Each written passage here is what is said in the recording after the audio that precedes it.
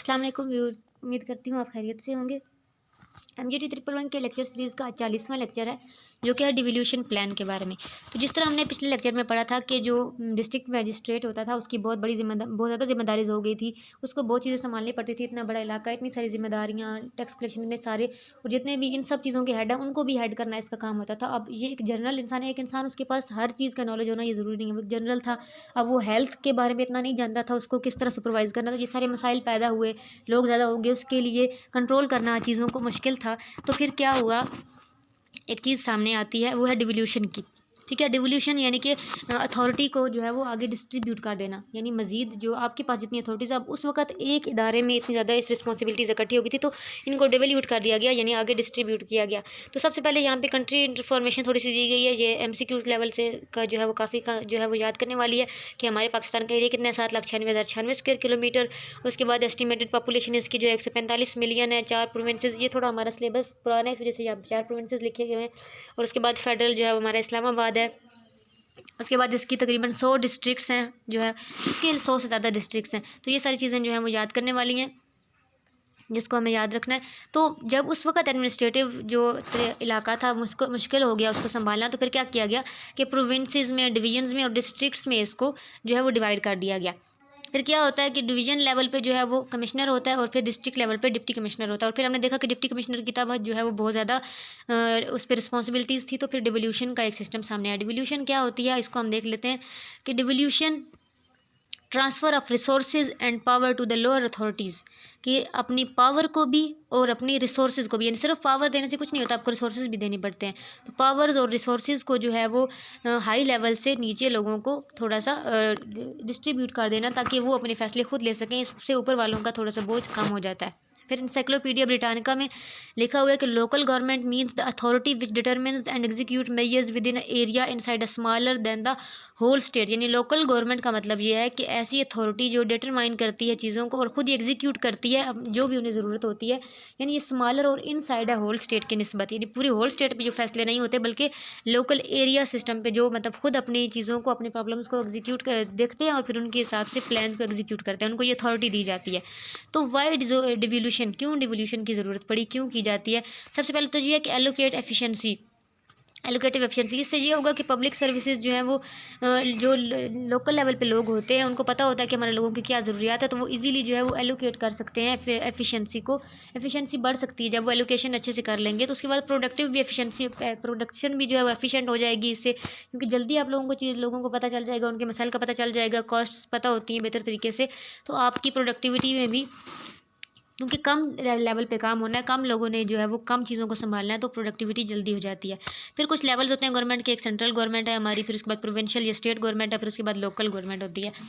तो दो किस्म के फंक्शंस होते हैं, एक ऑब्लिगेटरी फंक्शंस होते हैं जो हर हाल में करने हैं आपने, ठीक है, यानी जिनमें आप कुछ नहीं कर सकते, आपको करने ही करने हैं। तो कुछ ऑब्लिगेटरी फंक्शंस हम लोकल गवर्नमेंट के देख लेते हैं।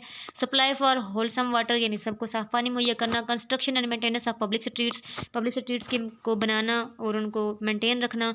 Lighting and watering public streets, यानी सब में रोशनी होनी चाहिए, पानी का मुहैया करना। फिर उसके बाद रेगुलेशन ट्रेड्स, रेगुलेट करना ट्रेड्स को, यानी तिजारत को रेगुलेट करना, उसमें जो कानून वगैरह बनाना, देखे रखना कि कोई गैर कानूनी तिजारत ना हो रही हो। Maintenance and support of public hospitals को मेंटेन करना। Establishing and maintenance of primary schools. उसके बाद registration of births and deaths, और उसके बाद naming streets and numbering houses, यानी ये सारी कॉलोनीज़ वगैरह जो बनी होती है, ये सारा काम जो है, अब ये ऐसे काम है जो हर लोकल गवर्नमेंट को करने ही करने हैं। ये जो लोकल गवर्नमेंट बनाएगी ये उनकी बात करेंगे, उन्होंने ये फंक्शन करने ही करने। दूसरी किस्म के फंक्शन होते हैं जो डिस्क्रिशनरी फंक्शन होते हैं, यानी जो डिपेंड करता है कि आप करो या ना करो।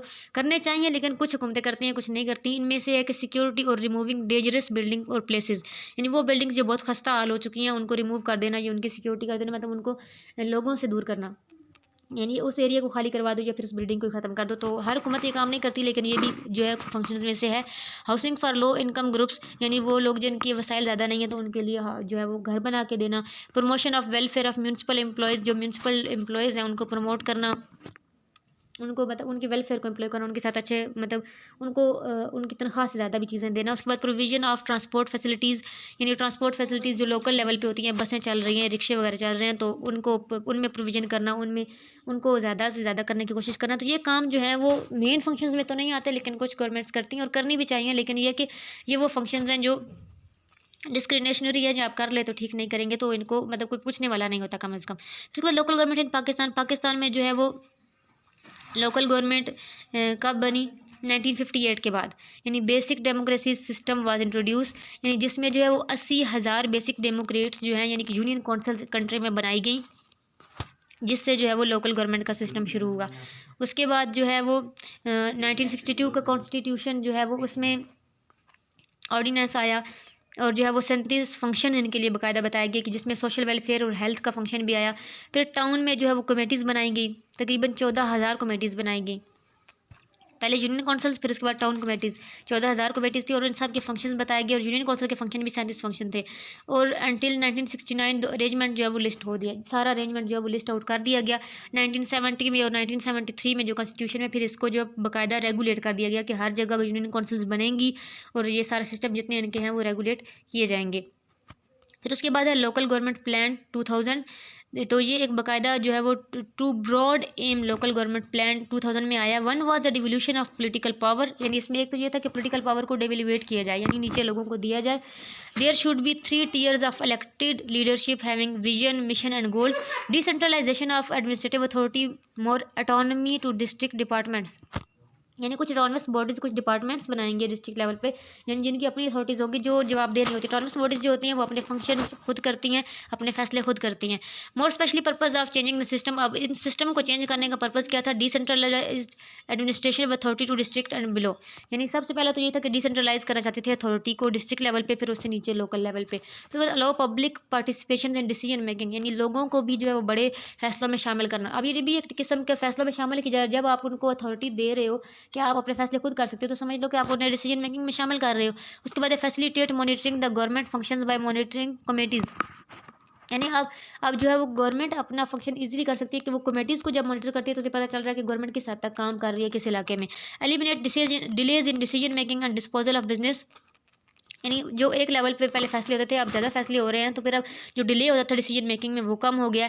Ensure functioning of related officers in the integrated manner, तो उनकी जो रिलेटेड ऑफिसर्स हैं, यानी कि अब एक मेडिकल है तो मेडिकल के लिए बाकायदा लोकल लेवल पे भी जो उनको एग्जामिन करने के इदारे बन चुके हैं, तो वो बाकायदा जो है वो इंश्योर करते हैं उनकी फंक्शनिंग को कि वो काम कर रहे हैं या नहीं। उसके बाद है redress grievance of people against maladministration, यानी लोगों की जो शिकायत हैं एडमिनिस्ट्रेशन के, यानी कि ठीक एडमिनिस्ट्रेशन नहीं है हमारे मुल्क का निज़ाम, तो उसको कम करने की कोशिश में जो है ये सिस्टम बनाया गया, ये सिस्टम चेंज किया गया कि पहले सिर्फ जो है वो डिस्ट्रिक्ट्स होती थी, लेकिन अब डिस्ट्रिक्ट्स, डिवीजन्स और ये सारी यूनियन काउंसिल लेवल पे, लोकल लेवल पे गवर्नमेंट्स बना दी गई हैं। तो व्यूअर्स, ये था हमारा आज का लेक्चर। उम्मीद करती हूँ कि आपको समझ में आ गया होगा। अगर किसी का कोई कन्फ्यूजन हो, कोई सवाल हो, तो आप कमेंट बॉक्स में पूछ सकते हैं। अगर वीडियो अच्छी लगी तो कमेंट करें, शेयर करें, लाइक करें और चैनल को सब्सक्राइब करें। अगले लेक्चर तक के लिए अल्लाह हाफिज़।